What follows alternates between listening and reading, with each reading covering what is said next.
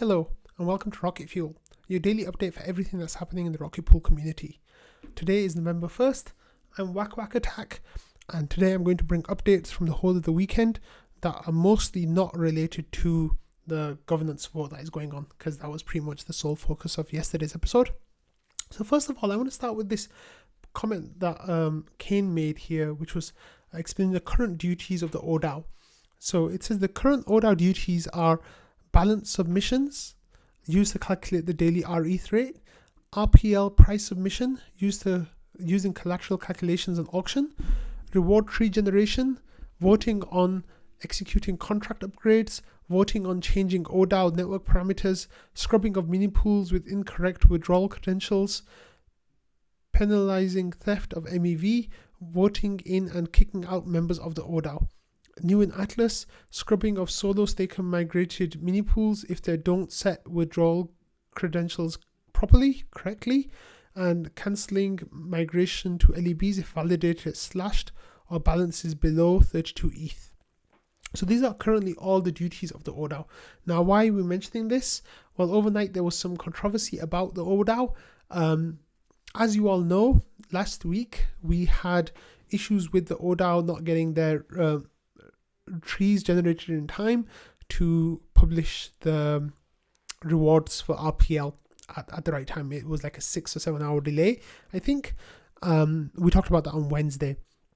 So Noshua and Invis were kind of like pushing for feedback. Invis said, "Hey Langas, can I get a response on this? I assume you missed it with everything going on." So basically there was asked a few times about what happened while the delay happened. So Langas came and said, "We did not communicate the importance of having an archive URL set. At the time, it was seen as optional failsafe. Most of the time, it's not needed, but on rare occasions, it might be necessary. We made sure that majority of the oDAO had an archive node URL set. Due to that particular bug, it was necessary to fall back to an archive node, and there was an issue with one of the nodes. Yes, we should have mandated from the start that all oDAO members have an archive node set. Our mistake, and we are rectifying it so that the delay does not occur again. I regret that there was a delay in producing the reward trees, and as you reminded us, we are being paid to perform that duty, so we need to do better. Of course, hold the team and the oDAO accountable, but given the impact, using words like negligence is a bit much. We all work very hard to deliver for Rocket Pool." So this kind of like started a bit of a discussion, a strongly worded discussion back and forth. Noshua was involved, asking questions about why Joe and Nimbus produced statements that were contradicting what Langas just said. And Langas said, "We have expressed our desire to make sure it doesn't happen again. There'll be consistent communications going out of all the oDAO members today. I have no further comment." And Invis said this doesn't help clear up the obvious inconsistencies in the statements. And then Dab was talking about whether it was sufficient that the team, admitted their mistake, and Invis said, I strongly disagree. Langas has often told us he will take responsibility, and there doesn't seem to be anything changing. Empty statements don't actually represent reality and are written to just please someone, make them shut up and don't help anyone. But I won't continue digging at this. It's apparent the team doesn't actually care. And then this conversation kind of went on for a while, and then eventually it ended up in trading, where people were kind of like talking about it and criticizing the team. And then Langas came into trading and he said, "I answered the questions and took responsibility for not clearly communicating it to the oDAO. There's no conspiracy. We originally said it was optional feature because it was seen as very rarely used thing. We made sure there was a majority of the oDAO members that had an archive URL set. We should have mandated it from the beginning. This was our mistake and we are rectifying it. I said all of this, but it doesn't seem to be enough. We are being transparent as we can. What more can I say?" So Noshua then says, "Why did Joe and Nimbus say it was a requirement?" And then Joe comes back and clarifies, Langas comes back and clarifies a little while later. Let me see what it is. He says, because the communication was not consistent, Joe spoke with some members and impressed upon them that they should have an archive node.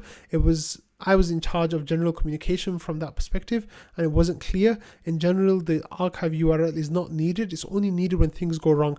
As we had a majority, I didn't push hard, which in retrospect was a mistake. The issue was highlighted where it can be more robust. I'm sorry if people felt let down by the oDAO because of the rewards were late. We are not always going to get it right, but we did our best to resolve the issue quickly, communicate when it was happening, and rectify the issue so it does not happen in the future. Not sure what else I can do. And people gave some positive comments. However, beforehand there was quite a lot. Noshua said, I asked for an explanation of why Joe was saying it's something different than you. I got that now. Not sure why I had to ask 3 times. So there was feelings were quite strong, let's just say, about this whole issue. And I feel like there was pointed comments, remarks, a lack of generosity from people in the community towards the team. Like, I'm all about holding the team accountable. Like, I will mention these things on Rocket Fuel every time there's an issue, to make sure the community is aware of like this team shortcomings. Even yesterday on Rocket Fuel, I talked about, I held Langers accountable for saying that, we're going to be hiring on the team and we haven't hired the developers, like freelancers, contract workers. We've not had heard any progress about that. So I'm not saying give the team slack. However, I think there's a difference between holding the team accountable and asking for clarification, asking for explanations, and being an arsehole. And sadly, like, there's been moments recently where people have veered towards the latter instead of the former, and I feel like it's just, I don't know, like, that's just the sense I got. So, and we're going to come back to that later as well. So this happened, by the way. So this is a different topic now. So a few weeks ago, we talked about people who are not in a smoothing pool are having issues with the fees that they're getting from their rewards, the ETH fees for MEV. And one of the reasons why there was this upgrade needed to the smart contract, which was called Upgrade Rocket Node Manager. And then that vote went through. So that's all done now. And now the vote went through, the oDAO agreed with it, that everything was good. And this was over the weekend, by the way. And then last night, Kane. So what I'm doing today, sorry if I didn't make this clear in the beginning, is I'm giving updates from the whole of the weekend. So this was on the 30th. So it was a couple of days ago. So last night, Kane started updating the contracts and trying to do that. And I guess version 1.7.0 is going to be out next couple of days. So everyone can upgrade to that once everything is done. So that's good. Okay, next we had some election results that came in and that were finished. So the first one was the GMC membership selection for RPIT 15. So this was an election for the people who were going to become the team for the grants management committee. So about, I think, 10 people volunteered, more than that. I think maybe it looks like 12 people or 13 people. 5, 6, 7, 8, 9, 10, 11, 12, 13, 14 people nominated themselves. It was a very well voted vote. The turnout was fantastic. We got quorum was 4,700 votes, and we got 6,700 votes came in. Number 1 was Joe, number 2 was Invis, number 3 was me. Well, joint second, I guess, 277 votes each, but maybe decimal place. Kaludran came 4th, Kane came 5th, Wander came 6th, and Mentor came 7th. So the vote went through and he reached quorum. The team for the GMC was decided, and we've already started working on our first set of activities, which will be setting up a rubric, setting up how we're going to be meeting, and setting up ideas for basically those things, and getting documents in place for making work easy between us all. So that's really exciting, and I'm really happy to be elected. I really want to thank everyone who voted for me. A bunch of people really gave me votes, which I'm really honored by and really thankful for. And I'm really grateful for that. So thank you, everyone. So next we had the PDAO treasurer selection. That was a lot more straightforward. So this is the person who's basically doing the accounting for the 2 different committees. They'll be checking to make sure the money is going to the right, all the RPL tokens are going to the right place, and it's being used and giving information to the community about what's being used and where. So we had 2 people running for that, Vaka and Z-Man Forever, and Vaka won by nearly 90% of the vote, but Z-Man was very well qualified, the credentials were fantastic. It's just their standing in the community just wasn't quite there for people to trust them with this position. However, we're really happy to have them part of the community, and hopefully they can establish themselves and maybe run for it next year, or if Waka decides to relinquish that role. So congratulations to Waka. Thank you for everyone for voting in this election, and I hope that Waka is going to do a great job going forward. So thank you for everyone for taking part in that. Next, we had this really exciting thing that came through yesterday. It is a confirmation of a reception of 600,000 OP tokens, which are the Optimism grant that we got to promote liquidity incentives for our ETH on the Optimism chain. It's really great to see that that's happened. So the Beats, the Beats pool now should be getting those incentives soon, and they're going to last for the next 6 months. So there's going to be about 100,000 OP tokens going towards that pool every month. There's 2 different pools. There's one on Beats and there's one on something else. I'm sorry, I've forgotten. It slipped my mind right now. But expect some nice juicing of those pools for the next little while. But I'm really glad that we finally received that grant, because it's been a long time coming that we got that. So I'm really excited about that, and really excited about how it might drive our ETH adoption on layer 2. So awesome. That's really great to see. Joe said yesterday, remember, that he's going to take a step away because he wants to be a bit healthier. So he wants to focus on his work in Atlas. So one of the things that he's doing, he says, I'm keeping my head down to get things done. I don't know what's going on in here, but I'm excited enough about this to post anyway. So there's some code here. It says, check for solo staker migration validity, function T, check solo migrations, and then check solo migrations. I'm not much of a code reader, so I'm sorry if I'm not reading it out properly. And then there's an error, but it's really exciting that Joe's now working on solo staker migration, which will be in the Atlas, the next update to the Rocket Pool contracts. So Atlas will be coming. Well, the features are frozen now. The coding should be finished very soon, and then it's going to go to audit in the next few weeks' time, and then another audit in December, and community testing and all that good stuff is happening. And once we have feedback on how all that's going and the results of the audits, then hopefully, everything will be smooth. There won't be any need for further changes, and we'll have everything deployed in January, with the idea that the Ethereum next hard fork will be in March. So I'm really happy that the Joe's working on this.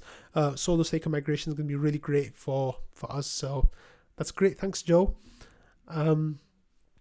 Someone asked Kane, people have been really asking for feedback from the team and about how they're going to vote.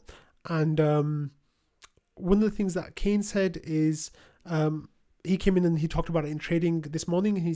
Overnight, basically. He says, from a pure technical standpoint, I think PETH makes the most sense. But from an economic standpoint, I think NETH makes more sense. And I think that flat rate is a compromise which makes the least sense, but it's a compromise that people seem somewhat happy with. My overall position is in favor of the NETH option. So Kane was kind of explaining what the different options are for the vote, and pointing out what his choice is in there. I don't think he was speaking on behalf of the team as a whole. I think he was just sharing his own opinion. So I just wanted to make that clear. So that's a nice segue into seeing where the vote stands right now. So let me just refresh this page. Right now we stand at 4,400 people voting for scaling with, votes, not people, 4,400 votes for scaling with node operator ETH, 3,900 votes for a flat ETH at 24 ETH per mini pool, and 1.2 thousand votes for scale with protocol ETH, which is a PETH. And then the rest of them, it's just pointless to even discuss those. So there's a 500 vote swing, or I think 450 vote swing, something like that at the moment, between node operated ETH and flat ETH. A lot of the big people have already voted. So unless we see some votes change, which I don't think is likely at this point, then it looks like NETH will win. There are some votes outstanding from like medium-sized voters. I don't know if it's enough to swing the vote. And there's like 150 votes for people who have voted only for scale with protocol. So if they changed to flat, then that could give it a bump there as well.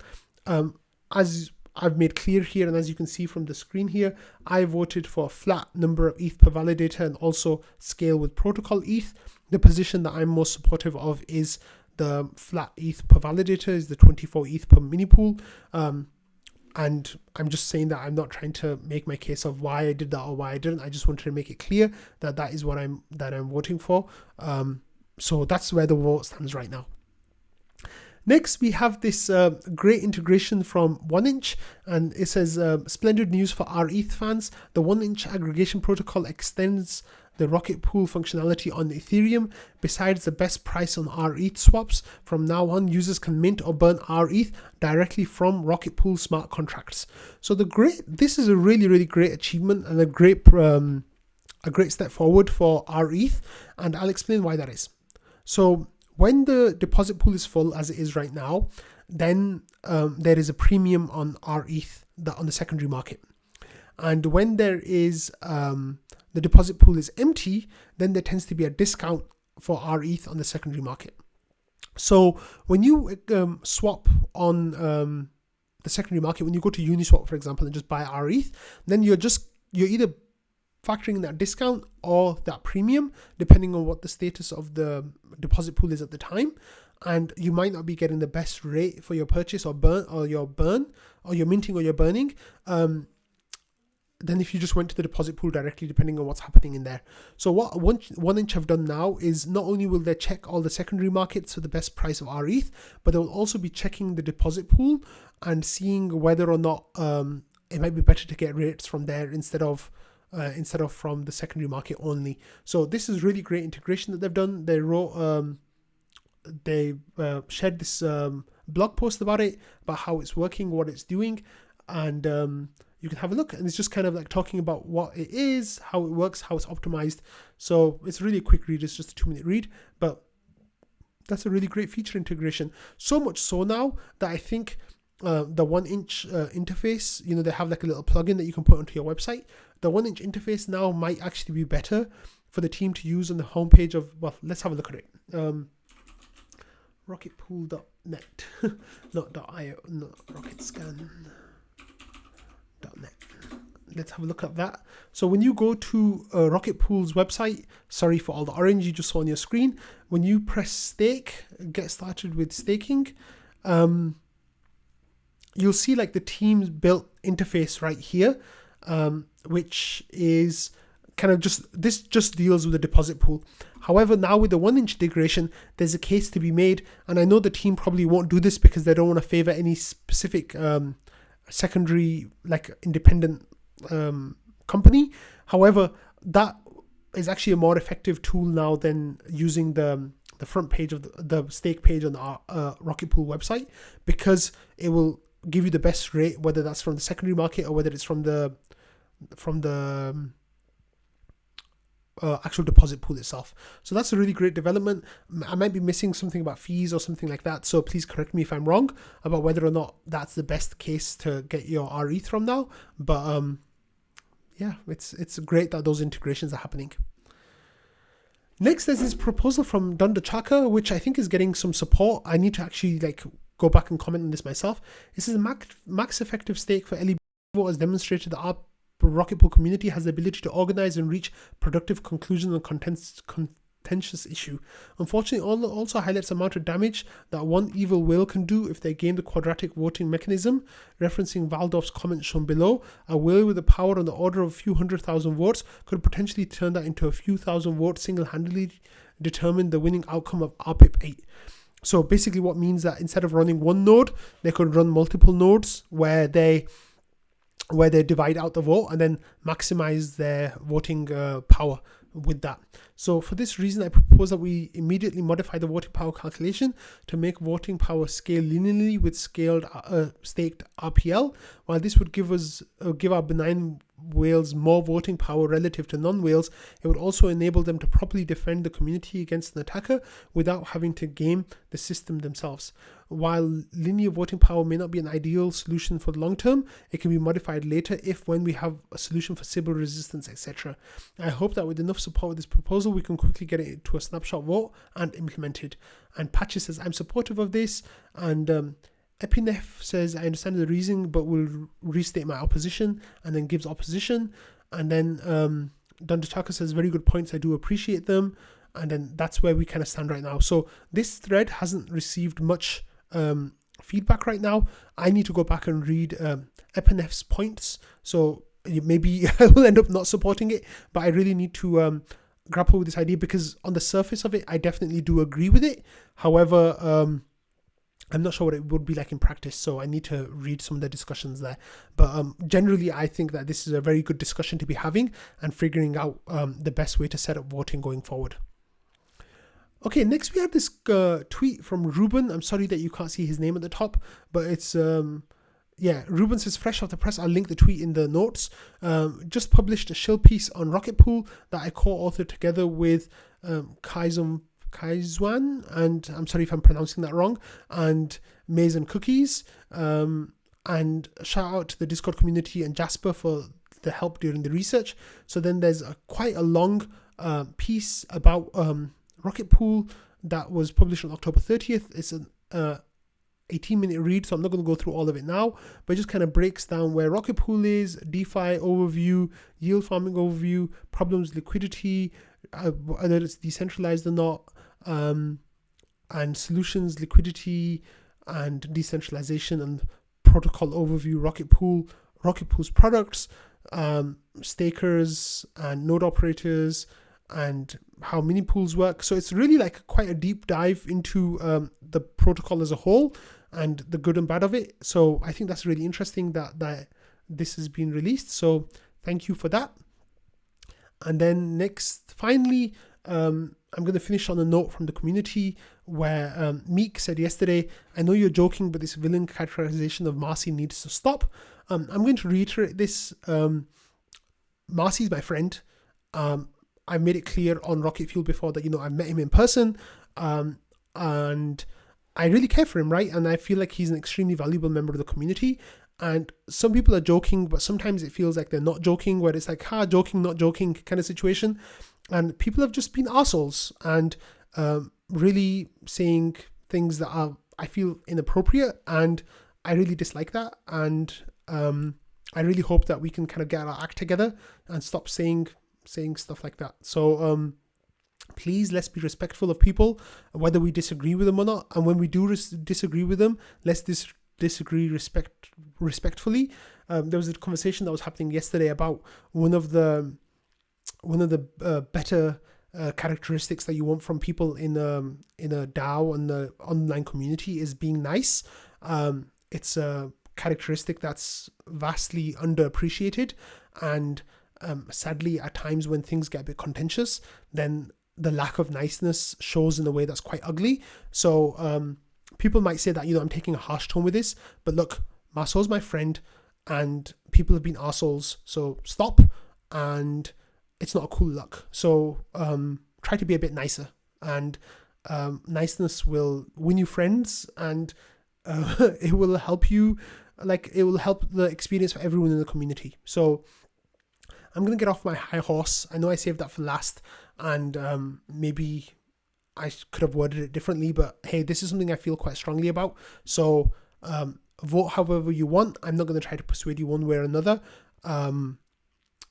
Talk about whatever you want in trading. I'm not going to try to police you or moderate you. However, if you're going to be an arsehole, I'm going to call you out here. So stop. On that note, I hope you all have a good Tuesday ahead, and I will see you all tomorrow. Bye.